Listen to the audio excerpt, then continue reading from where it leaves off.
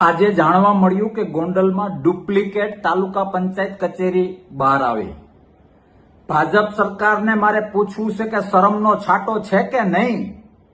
હવે તો એક એક ગુજરાતીનો પ્રશ્ન છે, એક એક ગુજરાતીના મગજમાં શંકા છે કે તમારા મંત્રીઓ અને તમારા મુખ્યમંત્રીઓ ઓરિજિનલ છે કે એ પણ ડુપ્લિકેટ છે।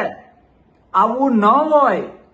10 દિશાઓમાં collector duplicate, ED duplicate, police duplicate, તમારા વચનો ડુપ્લિકેટ, 10 દિશાઓમાંથી ડુપ્લિકેટ ડુપ્લિકેટ ડુપ્લિકેટ શું માંડ્યું છે? ગુજરાતીઓને એ તો ખબર છે જ કે 27માં તમે ઘર ભેગા થવાના છો, પણ ત્યાં સુધી એક એક ગુજરાતી પૂછે છે સાબિત કરો, પુરાવા આપો।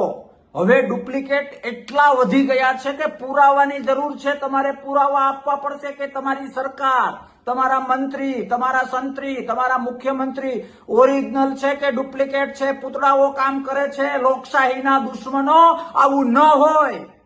તાલુકા પંચાયતની કચેરીઓ ડુપ્લિકેટ મળે, સીધા સાદા માણસોની મિલકતોના ત્યાં ખોટે ખોટા દસ્તાવેજો થઈ જાય। આવું રાજાશાહીમાં ના હોય, ક્રૂરમાં ક્રૂર દેશ હોય ત્યાં પણ આવું ન હોય। થોડુંક સમજવાની જરૂર છે, લોકશાહી અને ગુજરાતીઓને પ્રેમ કરવાની જરૂર છે। હદ થઈ જાય છે, હદ।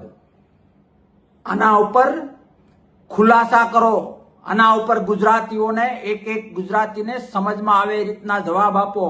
અને જે તમારા લોકો એમાં જોડાયેલા છે ને જે લોકો ઉપર અન્યાય થયા છે, જો તમે ડુપ્લિકેટ ન હોવ, તમારી સરકાર ડુપ્લિકેટ ન હોય, તો આ બધા ડુપ્લિકેટના પોટલાઓ દિવસે દિવસે ખુલે છે, એ બંધ કરાવો।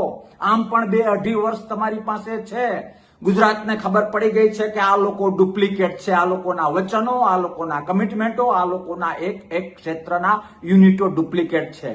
શા માટે જતા જતા આવા ન કરવાના ધંધા કરો છો અને ગુજરાતીઓને હેરાન કરો છો? ભગવાન સદબુદ્ધિ આપે અને આના ઉપર કંઈક એક્શન લો। જય હિન્દ, ભારત માતા કી।